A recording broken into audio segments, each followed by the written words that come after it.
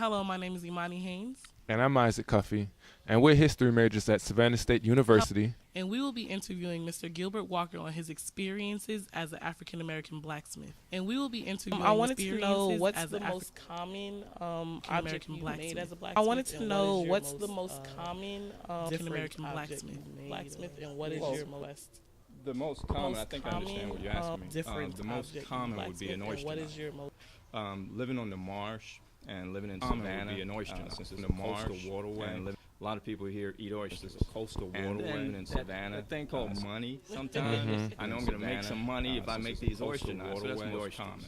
And I know I'm going to make some money if I make these oyster knives. So it's most common. One of the recent bottle trees that I did for Pinpoint Heritage Museum. Most common. They're trying to get it in a certain time. One of the recent Pinpoint Heritage I have very limited time. Trying to get shop is kind of in a certain time. So just getting in a time, I have very limited time in my shop is kind of at this point. So just getting in a shop is kind of a bottle tree.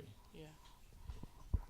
That's what it's called, African history. Bottle tree. A bottle tree, basically, if you looked it up on the internet, and you tree basically, according to African folklore, looked it up, a bottle tree was used to ward off spirits or capture African folklore. When the tree basically, if you came to your house, these were mischievous spirits. African folk would go into your house and just wreak havoc. These were mischievous spirits. The old Africans would do into your house and just wreak shiny objects up. So they would get bottles. The old Africans hang them up in a tree. With the African, and when the spirits came at night, they saw the bottles. Get bottles. They just hang them up in the tree and what have you. Night, they saw the bottles to capture. And when the spirits came at night, eyes just glistened and what bottles. The hanks were still mesmerized by the colors of the bottle. Eyes just glistened and what they were afraid of. The hanks were still mesmerized by the colors of the bottle. Actually killed when the sun rises. Were still to keep mesmerized. The hanks out the house. They get into the bottle. Certain objects out there, so it kind of capture their attention and their amazement, so they won't go inside. So but I want to ask you a question about your experiences. But I want to ask you a question. American and being a blacksmith. I want to ask you about your experiences as an African American and being a blacksmith. I want to ask you about a few experiences. As an African American, when I started doing a little research on as an blacksmithing and American later, when I started doing a little research, got my curiosity. But as an African American, today you really don't see. But as an African American, you really don't see. They were imported from Africa. You really don't see for certain specific jobs, and that was one of those. And as an African American, this story wasn't being told. We would see it on movies. And as an African American, that was one of those. This story was there should be some representation. There was slaves and what have you. And so, as an artist and a historian, I wanted to blend the two together. And so, as an African American and a historian, kind of like part of my job, it was to blend the two together. And so as an African American, tell me about you combating racism as an African American and being a blacksmith. Well, I want to combat things like racism, about you combating different things like that at that time. As a blacksmith? Well, I want yes, sir. Combating things about you combating okay, well, I want as far as about you combating blacksmith. Okay, I haven't seen anything about you combating racism in there, but one of the things I have seen in European, you see more European blacksmith. As far as racism in there, you see more European. I even had a white female ask me a question. More European blacksmith? Did they have black? Female, and I asked me, "Yes, you see more European Americans?" And when I heard that, it kind of encouraged me a little more Americans. But as far as racism, a lot of the guys, they really kind of mashed together. Americans, I even a little bit more. But far, what are some of the differences in technique or processing of the metal from blacksmithing in the past and to blacksmithing now? Techniques. In the modern age, we have several different machines that help us along the way. In the modern age, take for instance, we have what we call techniques along the way. A weld, take for instance, that we do with machine. Techniques, there's a weld that we do with just there's a weld machine. But then there's a weld that we do. Basically, it's forged. It's called forged welding. You put a powder onto the metal and you start hammering it. It's called forged welding. But timing is very important. You put a powder on. Well, in the modern age, to get it together, I have to get a welder and just go to the metal and you start hammering. Modern age, but there are certain things as an artist and blacksmith, I get a welder and just do with forged welding. But there's to use a torch or what have you. I don't have my torch out here today, so a lot of things I'll just be doing from the fire. To use a torch or what have you. My torch out here today. One of my questions is, when I did the research on you, you talked about. My question is traditional tools. You don't you don't really use. One of my research on you. You talked about symbolism for that. Traditional tools. Is it just because, you don't really use, like you said, there's some symbolism for that? You can't use the modern tools.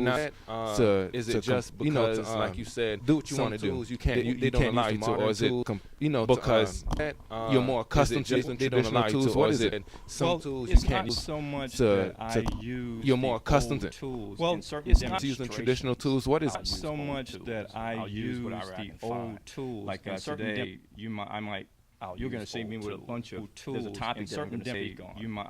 I'll use what I can find. There's a topic that I'm going to speak on. Old rusty nails, or using old rusty materials and using beauty out of it. And it's past and the present. How we look at it. But as far as the tools, I use certain tools in certain demonstrations. It's according to where I'm going. I use certain, as far as the tools, look at it.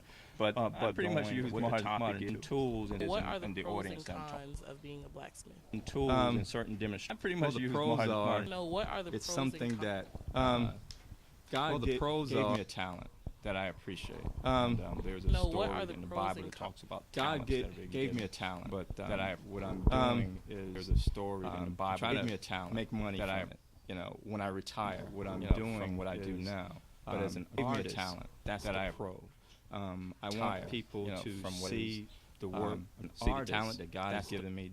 That's part of the pros. The cons, I want people to. I don't make anything from it. I'm spending money, but I'm not making anything. The cons, that's probably. I don't make anything. In the turn of the century, there were 10,000s of blacksmiths. I'm not making anything. Now you said you only know 5 in the turn of the blacksmiths. 5 black men that are blacksmiths, African Americans that are blacksmiths. Why do you think that is? I don't make. You said you only know 5 right black now, I'm still that are doing blacksmiths. research, but I've only located 5. And one of the first ones that are blacksmiths. African. You said you only know 5 black. South Carolina, very famous blacksmith. That are blacksmiths. African. You said you only know 5 black. Matter of fact, I found one in Delaware not too long ago, and I'm on Facebook with him. And matter of fact, I found he is very also a reenactor. He's an interpreter like myself, a historian. He is also a reenactor. Just in his demonstration. Matter of fact, I found really into it myself. He just does it. I'm continuing that, and so far it's just fine. So I don't know, but also what W.E.B. Du Bois was saying during the turn of the century, that number was declining because after the Civil War, during the turn of the century, was saying these Africans were out of a job, and then you had Europeans, after whites, Africans were out of a job, made money, so it was declined. They saw that they weren't making any money. Picked those jobs, but just through the census, he was able to find out those jobs was declining. They saw that they were just through the census that certain blacks had. He was able to find out that it was a decline. Jobs was declining. They saw that certain blacks had more Europeans who would take up this lost decline. They saw that it was a decline. Hello, I'm George Delos. And I'm Shamika White. And we're students at Savannah State University. And we're here to interview an artist blacksmith, John Robertson. Can you give us a definition of blacksmithing? Actually, blacksmithing. Can you interview an artist blacksmith? You have the utilitarian side. Give us a definition. To interview an artist blacksmith. People still do that. Hardware for buildings, such as I do a lot of to interview an artist blacksmith. So I make a lot of period style. Do that hardware and whatnot, and then you have the art side of it. Make a lot of period. What keeps you in an industry that is harsh on the labor? I know you work with your hands, and it's physical wear and tear. Harsh. And what keeps you going in the industry of blacksmithing? Physical wear and tear. I'm a career workaholic. Harsh. And I do this for a living. Physical wear and tear. Old Fort Jackson and the Georgia State Railroad Museum. I'm a career actually at. And what are some of the traditions and rituals that you've picked up over the years blacksmithing? And Fort Jackson tradition. I like to use a coal fire. Over the years. There are several tradition ways you can heat the metal, but I prefer to use the old style coal fire. There are. Could you tell us exactly what the difference is between an artist blacksmith and a blacksmith? Well, a regular old blacksmith would do just general work. There are an artist blacksmith and a blacksmith. And fire. There are hardware for buildings, household items, fire equipment, stuff like that. Hardware for buildings. Artist blacksmith and a blacksmith. Sculpture. And hardware. And would you consider your art form as important And or similar to one of a painter or hardware for building? someone who and like a popular artist, a more commonly known artist? Oh, Someone absolutely. and Blacksmithing is basically a form of Someone sculpture. an artist blacksmith But and a instead of and molding clay, Someone for who- instance, which is what most sculptors use, we make our stuff out of epoxy, which is what most sculptors. what is one of the But injuries instead- that you remember going throughout blacksmithing? Okay, But I got is one of burned the on the going forearm throughout by blacksmithing, a scroll, which is basically a going throughout black. forearm by a scroll, and it hit me right in the forearm. It looked really cool. I went to several bars that night to show it off. Basically, and out of all the hit me right in the forearm I've collected over the years, the only one I wanted to keep went away. Your most memorable moment as a Show blacksmith, it off. Oh, that's a tough one. and that would be your most. I'll tell you what, this thing I have in my hand here, this dragonfly, this was the first lifelike thing I ever made. And I'm pretty happy with the first life, so this was a pretty good turn. And I'm putting my hand here, this dragonfly. Hello, so I'm this Willie was Chester. And I'm Michelle Edwards, In and my we're hand students here, at this Savannah State dragon- University here at Pinpoint to interview this was Mr. John Robinson, artist blacksmith at Savannah State University. Is how did you get introduced to blacksmithing? I started out at Old Fort Jackson, where we had built a interview, blacksmith sir. shop because there was one actually at the fort back in the 19th century. And This after it interview, was sir, finished, is how- we all stood there looking at it and went, well, This we interview, need sir, a is blacksmith. how- And we called a guy that was working here in town This interview, who sir, did is ornamental work, and he sent one of his apprentices down, a gal named Skylar Maxwell, and she showed us the base. One of his apprentices down. We took it from there. In fact, that day I made one of his apprentices down. This is a part to a cannon, and in fact, that day I made this, and it is horrifying. This is every common mistake known to blacksmith. This. It's been melted. This is a. It was supposed to be welded here, and the weld didn't take. This was supposed to be made thicker, and that day the hole was drilled and it came out the side. This is a part. In fact, that day I made, and you can see where the hole was.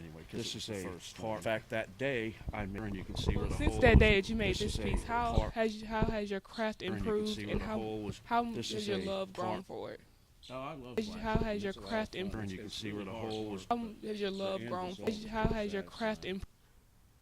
So today, as of today, How has your craft what imp- is your main sources of income? Is it just blacksmithing, or How has your craft improved? I am the What is your artificer major for Coastal Heritage Society, How has your craft and we improved? have 6 what is your historic major sites in and around blacksmithing Savannah, or- and I work at all of them doing a number How of has things. your craft improved? Blacksmithing is what actually is your just main one just of the blacksmithing? many or hats I How wear has in your this craft imp- organization. what is your main just blacksmithing? So a or typical day in blacksmithing, what would you what is your do main from just time you get blacksmithing, up to or the time you go to sleep? what is your main Blacksmithing. What would you just blacksmithing? or Well, what is your main It really Blacksmithing. depends. What Like would if you- I'm doing a program like the one we're doing here today, what is your main I get here- Blacksmithing. I was What here would you- before 6 a.m. and started Do- setting up what all is the your stuff main- in here today. I get here. But usually you go what into is the your main- shop, get out your tools, light the fire. In here today, I get here. You always Do- want to have what your is your plan main- ahead of time so you know what you're going to do before you get started. what is your main? Go to work. As a child, what did you aspire to be? What was your dream job Go growing to up? work.